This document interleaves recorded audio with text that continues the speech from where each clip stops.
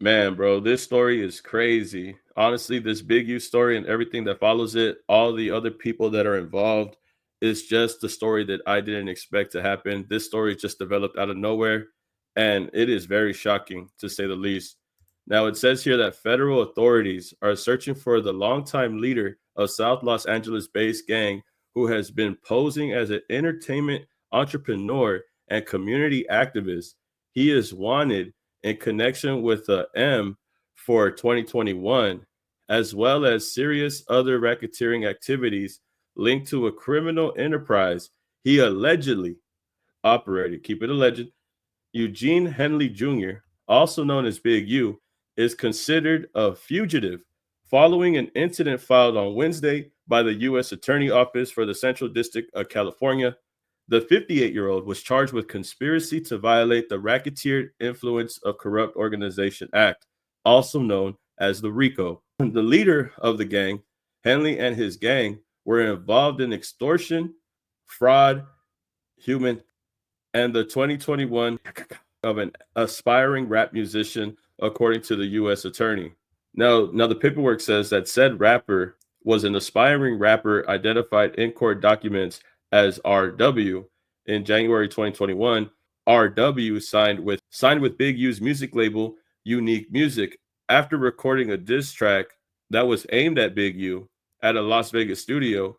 Big U and an associate allegedly, keep it alleged, confronted RW, transported him to North Las Vegas, and that's when they allegedly. The man, RW, was later discovered off Interstate 15 in the Nevada desert. Further details indicate that RW was Rayshawn Williams, a 21-year-old aspiring rapper who was found in North Las Vegas in 2021. Big U is currently a fugitive wanted on charges. I'm going to play the clip right now. Let me talk a little bit about Mr. Henley and the Bricc gang here. As I said, Mr. Henley is a widely known leader within the rolling 60s. He rose to prominence in that gang decades ago, and he has since been a fixture on the internet, talk shows, and podcasts, all things that law enforcement have looked at closely as part of this investigation. He has maintained the image of an entertainment industry entrepreneur running a music label and of somebody who gives back to the community here in Los Angeles, funding a South LA-based charity, Developing Options, which purports to help at youth risk escape gang life and escape the perils of gangs in high crime areas. The facts alleged in the complaint paint a very different picture. It is one of a thief, a liar, and a cheat, and the criminals that enabled him. For example, Mr. Henley engaged in of a musician signed to his label in 2021 and dumped the victim in Las Vegas off of the I-15 freeway. He then attempted to evade and obstruct the investigation into them, including ordering witnesses not to speak with law enforcement. Henley's criminal enterprise also engaged in other crimes, including transporting prostitutes across state lines, extorting strip clubs, dispensaries, and other businesses, and fraudulently applying for good loans in the form of a business relief loan. On that application, Mr. Henley falsely stated that his music label, Unique Music, operated at a $200,000 profit in 2019 and was entitled to government assistance, despite the reality that the company had operated at a loss and was ineligible for such relief. Finally, Mr. Henley is accused of embezzling donations made by celebrities, professional athletes, and businesses to his charity, Developing Options, which, as I said, purports to give South LA at-risk youth alternatives to gang violence, drugs, and other criminal activity. Henley used this charity as a front. He used it to conceal his fraudulent activities, his criminal enterprises activities, and evade detection from law enforcement. If convicted on the racketeering conspiracy, he and his co-conspirators face approximately a 20-year federal prison sentence. I want to thank our federal law enforcement partners, our state law enforcement partners. And to be completely honest with you, bro, to get to this point, somebody had to say something. Somebody had to say something if they knew about this, and then the cops got a hold of it. At least that's my opinion. We'll keep it alleged.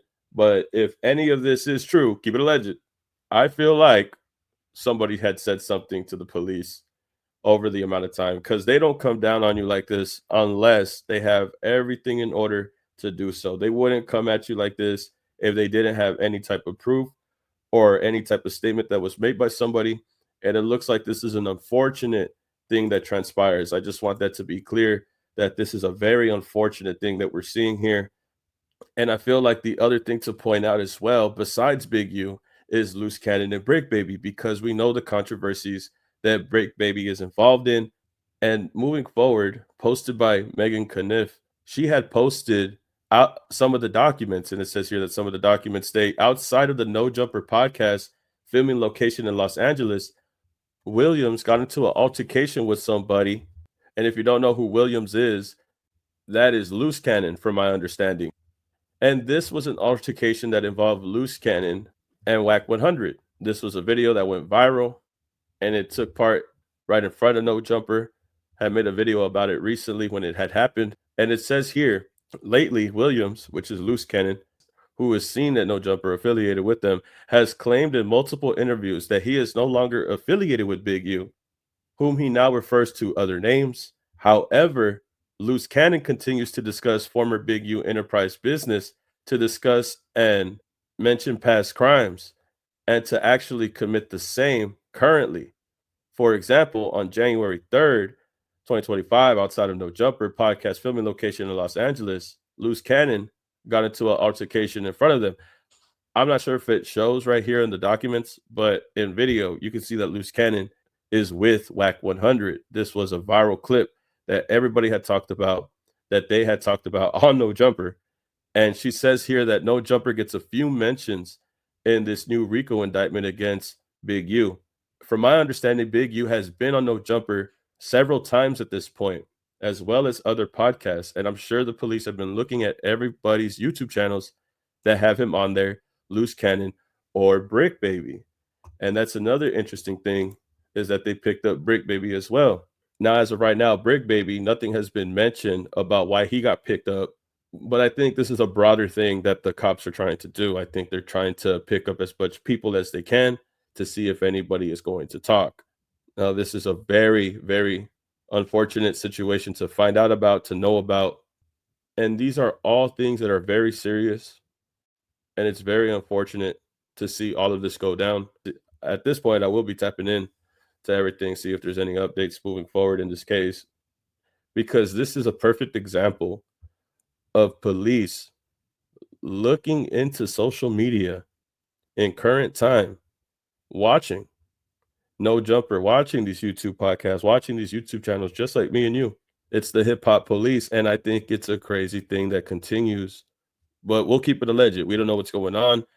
They'll be fighting for their innocent, moving on, moving forward. From my understanding, Big U is not in custody yet. So we'll see if he ends up turning himself in or if he'll go on the run. But if he has nothing to hide, he would turn himself in. Unfortunately, it looks like they've caught everybody else in this picture but him and another individual in the bottom left corner. But we'll see how this goes. Y'all tell me how y'all feel about this. Like, comment, subscribe, and I'll see you on the next video, man. Peace. Keep it alleged.